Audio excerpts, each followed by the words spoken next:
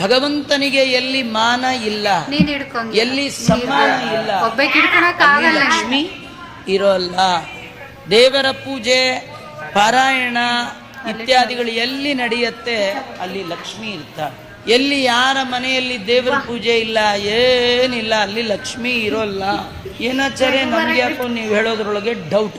ನಮ್ಮನೇಲಿ ಎಷ್ಟೋ ವರ್ಷದಿಂದ ಸಾಲಿಗ್ರಾಮ ಪೂಜೆ ಮಾಡಿಲ್ಲ, ಆದರೆ ನಮ್ಮ ಬ್ಯಾಂಕ್ ಬ್ಯಾಲೆನ್ಸ್ಗೇನು ಪ್ರಾಬ್ಲಮ್. ನೀವು ಹೇಳ್ತೀರಿ ಲಕ್ಷ್ಮಿ ಇರಲ್ಲ. ನಮ್ಮನೇಲಿ ಲಕ್ಷ್ಮಿ ಇದ್ದ ಅರ್ಥ ಅದಲ್ಲ. ಲಕ್ಷ್ಮಿಗೆ ಎರಡು ಮುಖ, ಒಂದು ಸಂಪತ್ತು, ಇನ್ನೊಂದು ಜ್ಞಾನ. ಶ್ರುತಿ ತತಿಗಳಿಗೆ ಅಭಿಮಾನಿ ಲಕ್ಷ್ಮಿ. ಭಗವಂತನ ಬಗ್ಗೆ ಅರಿವು ಜ್ಞಾನ ಅದು ಇರೋಲ್ಲ. ಸಂಪತ್ತಿರುತ್ತೆ, ಸಾಧನೆಗೆ ಬರೋಲ್ಲ.